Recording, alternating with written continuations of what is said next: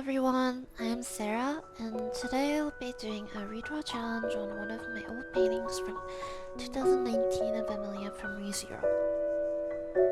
It's been 2 years since then, and I'm very excited to see how this piece turns out.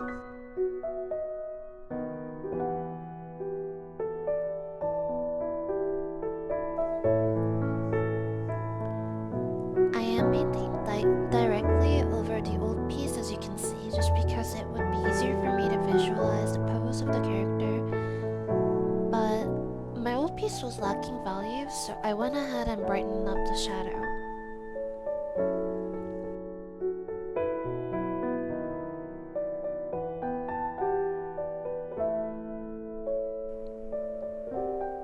There are 3 tools that I love using to paint my characters. The first is the lasso tool. The lasso tool comes in very handy because it helps me get a clean selection of the character and a shade only within the selection. In the 2019 version of Emilia, she looks quite muddy and dirty because I didn't really get to use the lasso tool nor any other blending tool to smooth out the blotchy areas.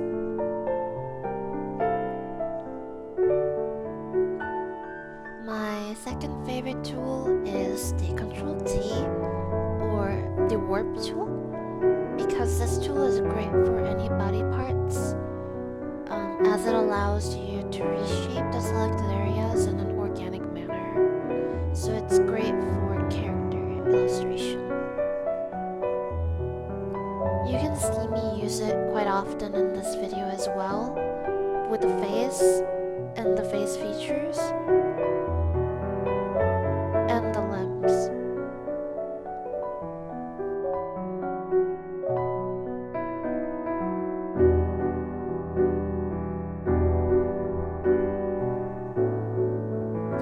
And last but not least, the liquefy tool. Oh boy, this has to be my favorite tool of the 3. It's such a lifesaver because it allows me to reshape my character without having to paint it pixel by pixel. I'm sure you guys have seen or used the liquefy tool before to do silly editings of someone's selfie.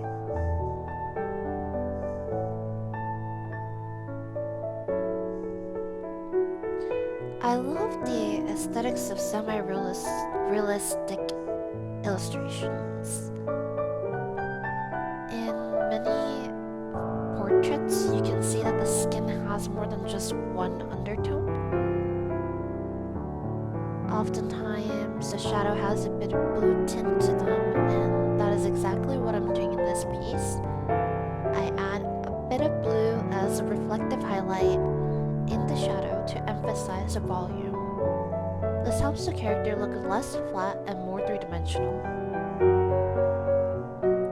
I also add a bit of warmth to the skin tone by using reds, oranges, and yellow undertones, since adding blue makes her look like a deadly pale ghost.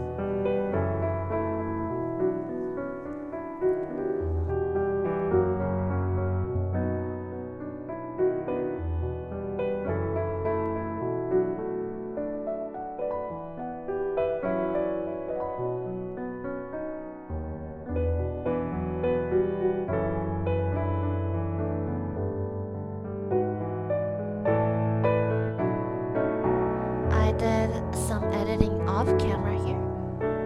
I just changed her face a little bit to match the style that I wanted to use. I'm going for more anime style than the previous semi-realistic styles that I was using.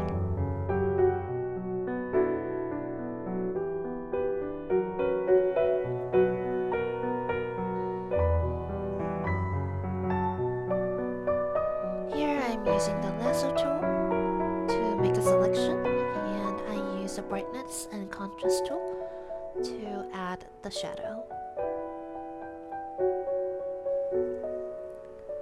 As I have mentioned before, the 2019 version of this painting had a very weird shading done, especially to her hair. It was very, very dark overall, leaving no contrast in values, so the painting looked very dull and flat. I went ahead and lightened up the entire hair by changing her hair to white as it is in the anime. The biggest challenge of painting Emilia was how monochromatic her character design is. Her hair is white, her skin is very pale, and her dress is also white. So it was a bit of challenge getting the whites of her body to have value to them. I am a very detail-oriented person, and I get caught up in small things for a long time, which is why finishing up a piece takes forever for me. I had to cut out more than half of my clips for this video because it would have lasted God knows how long, for an hour or even an hour and a half at 20 times of the original speed. Not to mention the fact that I lost a lot of the recorded clips toward the end due to technical issues, but this is my very first recording and it's a learning process.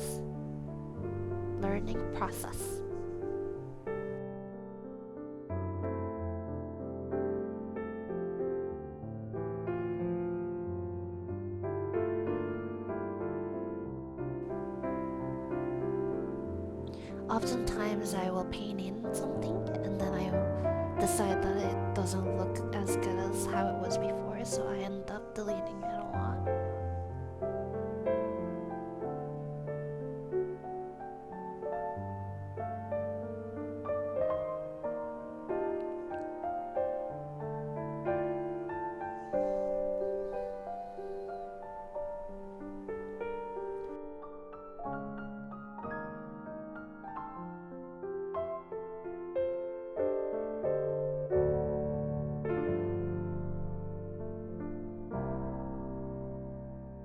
Here, adding a bit of highlight in the shadow, that reflective highlight. Continuing to render the face, adding a bit of lashes, a bit of shadow, that reflective highlight.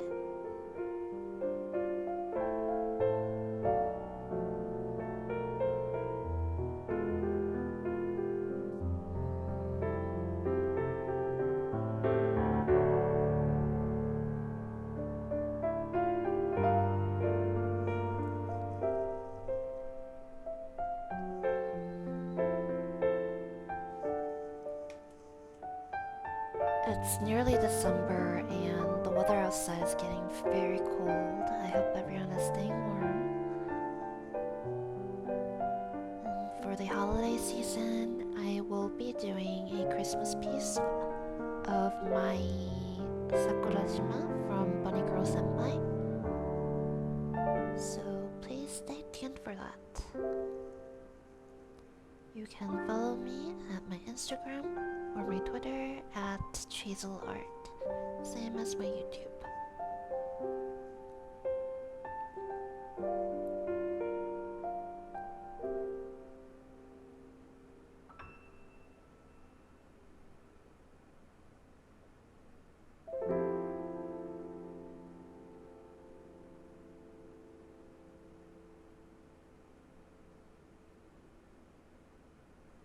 So here I'm debating whether I want to give her more of a soft puppy look or more of a determined facial expression with her eyebrows.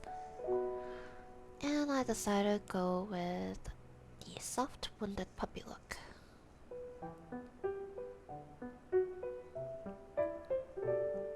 I did want to change her eyelashes to white just because her hair is white and I thought that would be really pretty, but using the reference from the anime, she does have black eyelashes, so I just add in a bit of skin tone to the eyelashes so they're not jet black.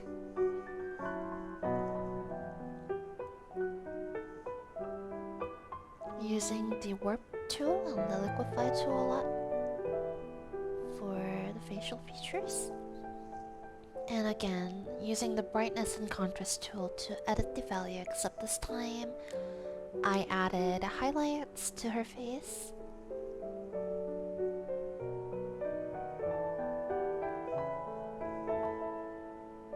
For that added three-dimensionality.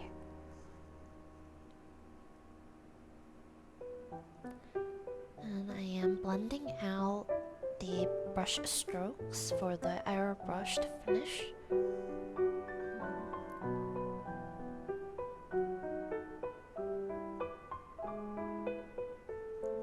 Rendering the gemstone.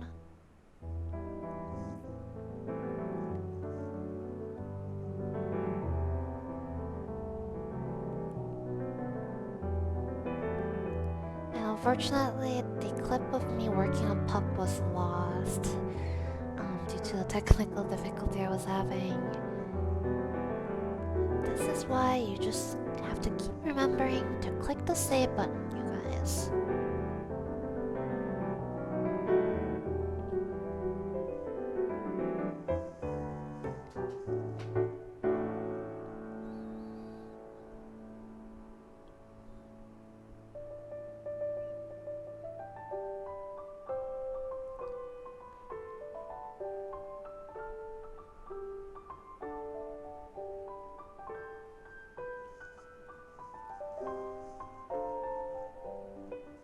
Personally, my favorite character from ReZero is Ram, and I have been working on a Ram and Ram piece in the past. But I haven't got to quite finish it yet.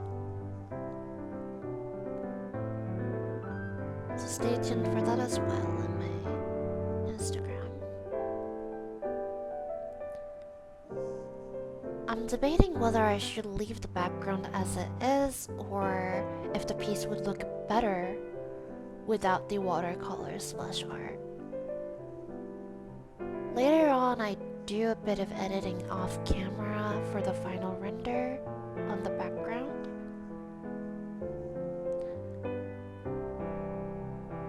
I'm adding a bit of reflection on the gemstone to the skin, because the gemstone is transparent, or opaque, transparent.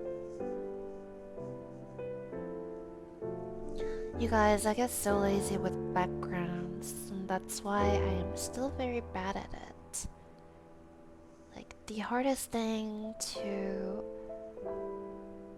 paint for me is the background and the clothing.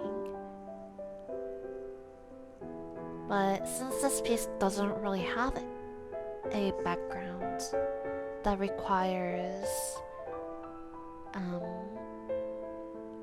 proportions, I guess for this piece it was hardest for me to work on the clothing with all the folds and creases that the fabric has. You can see that I couldn't quite render out the lace on her dress, nor all of the creases and folds, because yeah, that is still a challenge for me compared to, for example, doing the face or the skin tone or hair.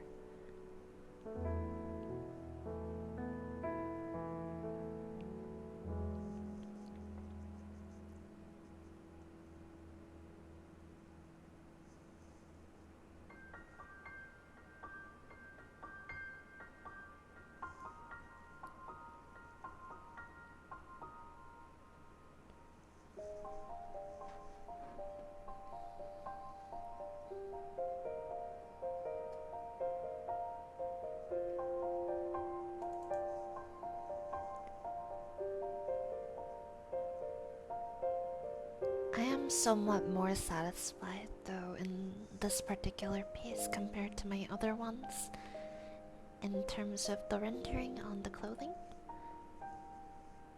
This one is slightly more detailed. And I continue to render the fur on Puck's body so it can match the details on Emilia.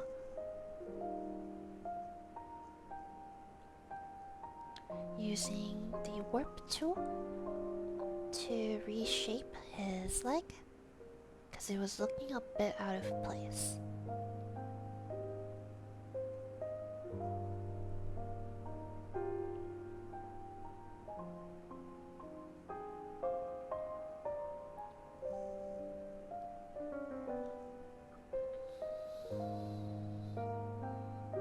Adding shadow and highlight.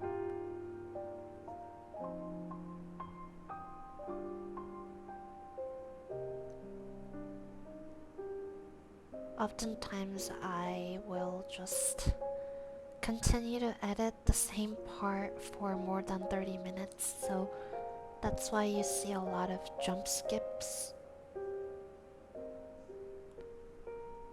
Because I don't want to record me just rendering out for an extensive period of time.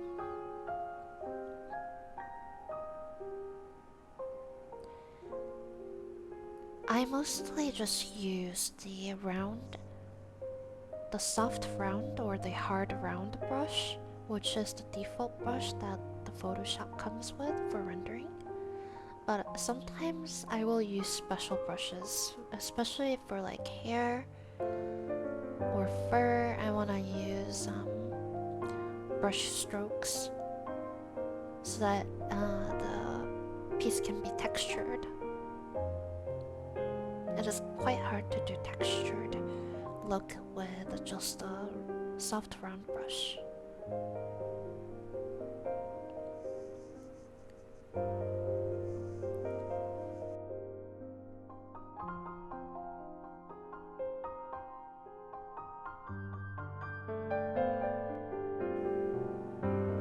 For the highlights and the shadows, I use the multiply mode to darken the areas, and I use soft light with the blue highlight because the atmosphere does have a lot of blueness to it, so the highlight would be blue as well, assuming that they're standing outside. Like, when in doubt, just add blue is my philosophy, because the skin doesn't only have one undertone to it. Skin has both cool tone and warm tone. And adding that a bit of blue to the skin makes the painting more realistic.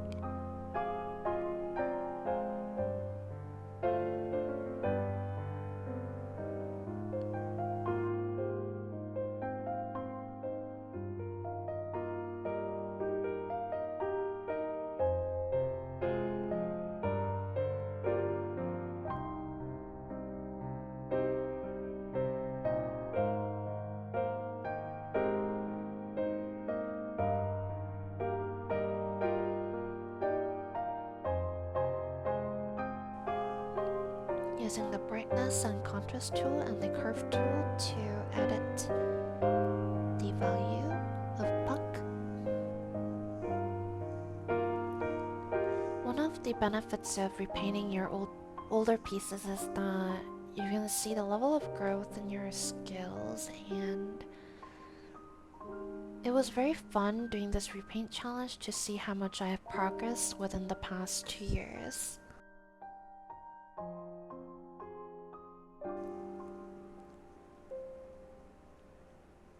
I hope you guys enjoyed the speed paint tutorial, and please check out my Instagram and Twitter in the description link below. See you in my next video. Bye!